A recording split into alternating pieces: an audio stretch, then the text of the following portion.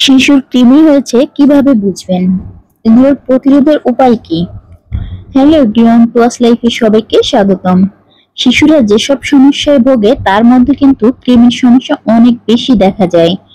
শিশুর শারীরিক বিকাশকে বাধাগ্রস্ত করে কৃমি। শিশুর কৃমি কেন হয়, কিভাবে বুঝবেন ও প্রতিরোধের উপায় সম্পর্কে আজকে আমরা আলোচনা করব। কৃমি কি ও কেন হয়?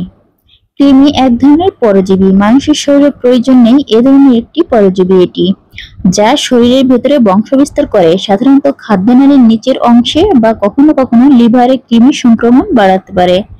কৃমি সংক্রমণ হলে শিশু খেতে চায় না, শরীরে পুষ্টির ঘাটতি দেখা দেয়, রক্ত স্বল্পতার কারণে ফ্যাকাশে হয়ে যায়। কিছু কিছু কৃমি অন্ত্রে এমন ভাবে থাকে যা খুব অল্প পরিমাণে হলেও রক্ত শুষে নিতে থাকে।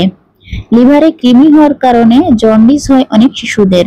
আমাদের দেশের 10 বছরের নিচের শিশুরা কৃমিতে খুব বেশি আক্রান্ত হয়। কৃমি হওয়ার কারণগুলো হচ্ছে পরিষ্কার পরিচ্ছন্নতার অভাবে শিশুদের কৃমি সংক্রমণ বেশি হয়। পরিবারে একজনের কৃমি হলে অন্যদেরও হতে পারে। অপরিষ্কার খাবার, দূষিত পানি ও অপরিষ্কার হাত মুখে দিলে এটি বেশি ছড়ায়। যেমন খালি পায়ে চলাফেরা করলে, বিশেষ করে গ্রামের শিশুরা খালি পায়ে চলাফেরা করে, তাই সেখানে শিশুদের কৃমি বেশি হয়। শহরে যদি টয়লেটে খালি পায়ে ঘোরাফেরা হয়, গোসলের সময়, স্নানের সময় যদি শিশু জুতা ছেঁড়া যায়, তাহলে কৃমি হতে পারে। অনেক সময় দেখা যায় শিশুরা ময়লা ধুলাবালিতে খেলাধুলা করছে, সেই হাত বা আঙুল আবার মুখে দিচ্ছে, এতে কৃমি হওয়ারও ঝুঁকি থাকে। প্রস্রাব পায়খানা করার পরে ঠিকমতো হাত না ধোয়া, খাওয়ার আগে হাত না ধোয়া, বাইরের অপরিষ্কার খাবার ও পানি খেলে, খাবার সঠিক নিয়মে রান্না না হলে, এসব কারণে কৃমি হয়ে থাকে। শিশুর কৃমি হয়েছে কিভাবে বুঝবেন? শিশুর খাবারে রুচি কমে যায়, একদমই খেতে চায় না, পেট ফুলে যায়, বদ হজম হয়, ঘন ঘন পাতলা পায়খানা হয়, শিশু ফ্যাকাশে হয়ে যায়, রক্ত স্বল্পতা দেখা দেয়, বমি বমি ভাব হতে পারে, মলদ্বারে প্রচুর চুলকানি হয়, ইনফেকশন হতে পারে, বিশেষ করে চুলকানিটা রাতের বেলা বেশি হয়। মলত্যাগের সময় কৃমি দেখতে পাওয়া যেতে পারে। কিছু কিছু কৃমি আছে যেগুলোর কারণে ত্বকে অ্যালার্জিক সমস্যাও হয়। কৃমির চিকিৎসা কিভাবে করবেন? শিশুর যাতে কৃমি না হয় সেদিকে নজর রাখতে হবে প্রথমে, আর যদি কৃমি হয়েই যায় তাহলে অবশ্যই চিকিৎসকের শরণাপন্ন হতে হবে এবং কৃমিনাশক ওষুধ খাওয়াতে হবে। কৃমি যে শুধু শিশুর হবে তা নয়, সব বয়সের মানুষেরই হতে পারে। এজন্য বাচ্চার কৃমি হয়েছে সেছাড়াও পরিবারের সব সদস্য, এমনকি যদি কাজের লোকও থাকে, তার পরিবার সহ সবাইকে একসঙ্গে কৃমির ওষুধ খেতে হবে।